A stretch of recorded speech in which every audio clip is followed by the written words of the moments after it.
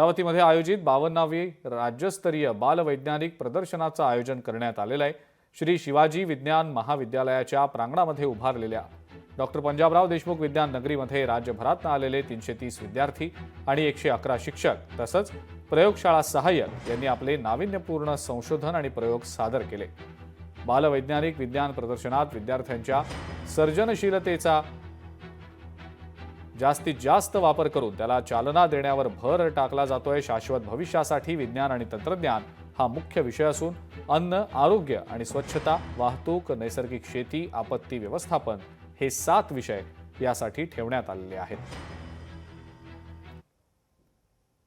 आपला भारत एक नंबरवरती जगात सर्वात जास्त आत्महत्या होणाऱ्यामध्ये भारत 1 नंबरला आहे। तर आमचा हा प्रयत्न की संख्या कमी व्हावी त्यासाठी सर आम्ही आदर्श नैसर्गिक शेतीचा आम्ही मॉडेल तयार केला आहे। डेव्हिड कलेक्टर साठी आम्ही आपले हसन मुश्रीफ साहेब त्याला भेटले, तर मी म्हणजे त्यांना प्रॉब्लेम सांगितला की प्रसादचा मग ते म्हटले की भारतामध्ये होत नसेल तर अमेरिकेमध्ये प्रसादला पाठवू, पण प्रसादची उंची वाढवून आणू।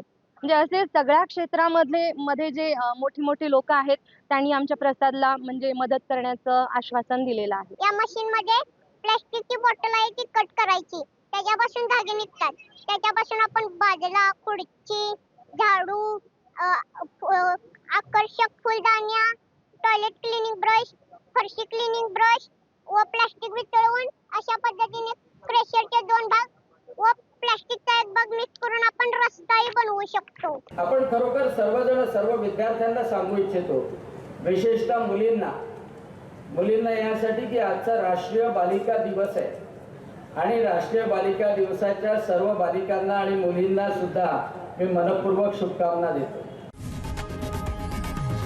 लोकशाही मराठी ऐका, पहा, जागरूक रहा।